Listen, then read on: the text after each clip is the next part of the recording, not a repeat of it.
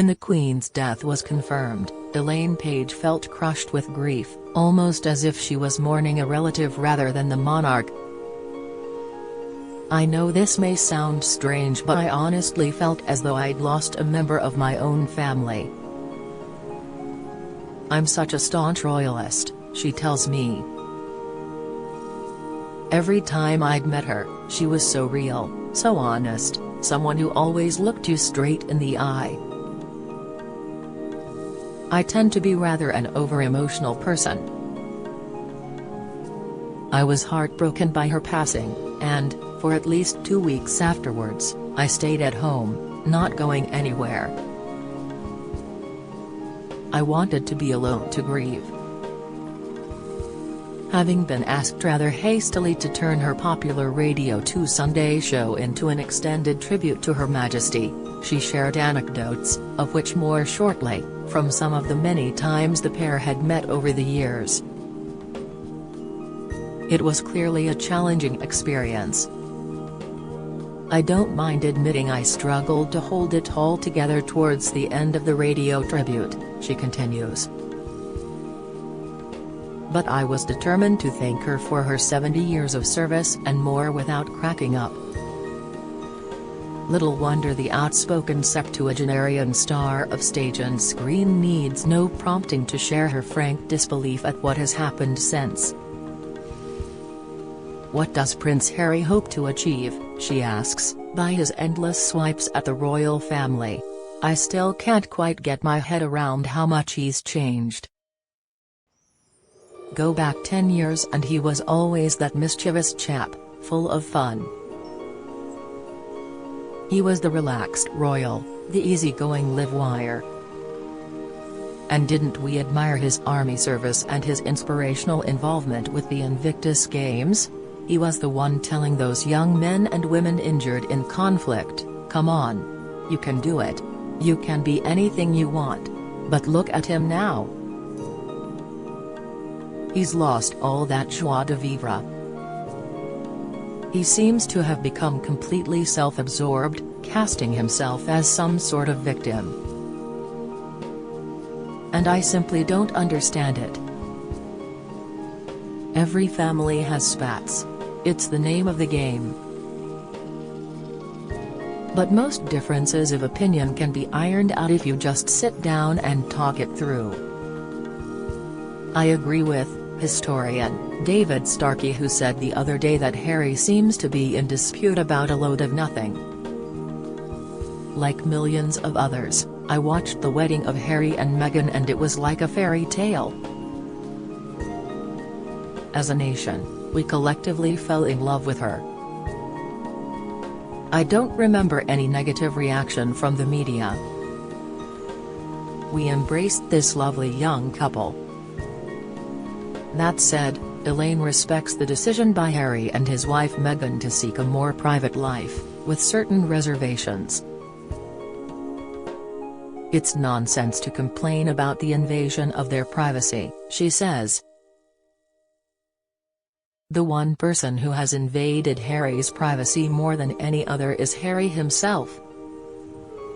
The documentaries, the books, the TV interviews, it's hypocrisy. So, what's the solution? Well, to be brutal, I think it's time he shut up. The Princess of Wales said the other day that therapy doesn't work for everybody, and she may have hit the nail on the head. Now, Harry needs to go and do something useful for charity. He needs to stop lashing out at his father and his brother, at the institution of the royal family. He's become delusional. He needs to find some peace and dignity. She continues, but I thank the Lord that the dear late Queen is not here to witness this sorry chapter. It would break her heart. Elaine, self-evidently, is a woman of strong opinions.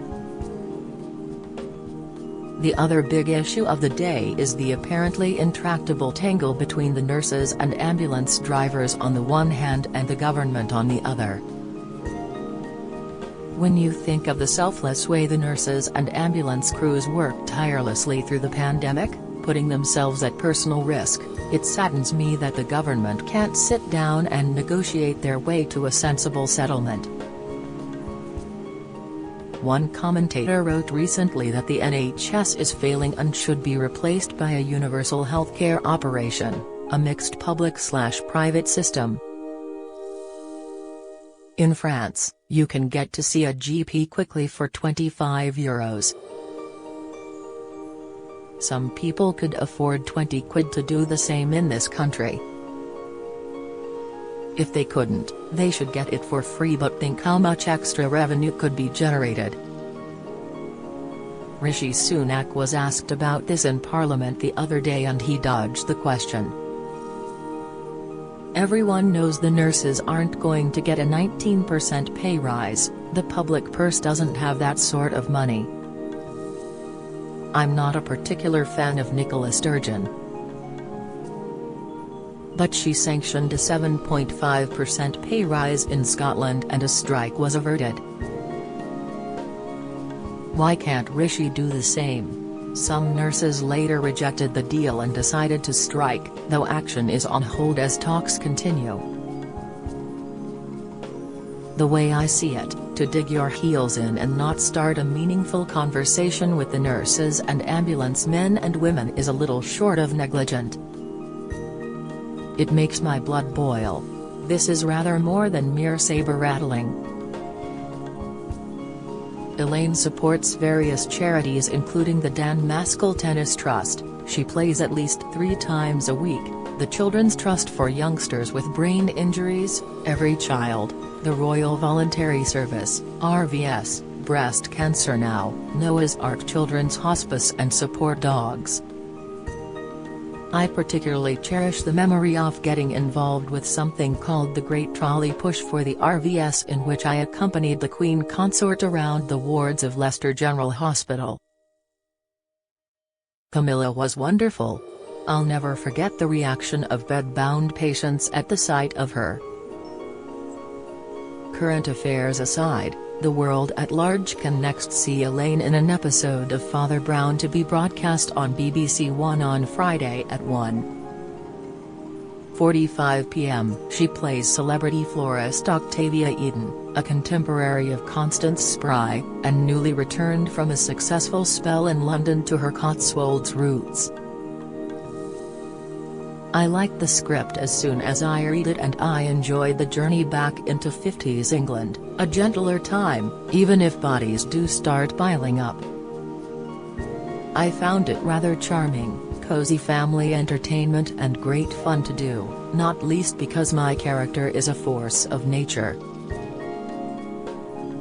Mark you, I look about 104 what with the costumes and the wigs, none of which are particularly flattering. But it was a lovely experience surrounded by a terrific cast. Mark Williams is perfect as Father Brown, but there's also Claudie Blackley as Mrs. Devine and Tom Chambers, who I know from musical theatre, as the police inspector. Elaine will be 75 in March. She'll have been in the business for 60 years in 2024, the acknowledged queen of the West End musical ever since she created the iconic role of Evita in 1978. The next birthday honours will be announced in June. About time, wouldn't she agree, for an overdue damhood? Oh, that's not for me to say. Anyway, I got the OBE from the Queen in 1995, one of the proudest days of my life. Even so, Dame Elaine. She pauses, then gurgles that familiar throaty giggle. But yes, that would be the cherry on the cake. All of which brings us back to Her Majesty, and Elaine needs little prompting to share some wonderfully warm anecdotes, one in particular showing the human side to the late monarch. It was 2002. Elaine and Barbara Dickson had been asked to perform a private concert at Windsor Castle by the Princess Royal at the time of the Golden Jubilee. As it happens, recalls Elaine, the concert was delayed because of the death of the Queen Mother at the end of March. But it was eventually rescheduled for June. Barbara and Elaine sang duets including their #1 hit, I Know Him So well as solo songs from their individual careers. So, there I was, giving it my all on memory, when one of my diamond earrings shot out of my ear and landed on the floor. At the end of the performance, the two were ushered into an anteroom. The double doors opened and the Queen walked through, arms outstretched and headed straight for Elaine with a huge smile. She embraced me with an all-enveloping hug and said, "Elaine, at last. This was the Queen behaving almost like my mum. Unbelievable."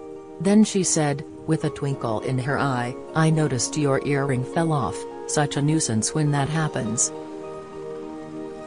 She went on to say the same thing had happened to her when she met the Prime Minister of Bulawayo and an earring disappeared down the front of her dress.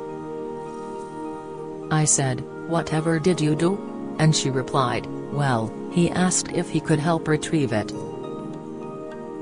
Then she pulled her dress away from her body to indicate her décolletage where the earring had landed. "In the circumstances," she said, "I fished it out rather quickly." We stood there laughing. I couldn't believe how candid she'd been but also how normal, in a way. It felt as if I'd known her for years. We were just two girls sharing a funny experience.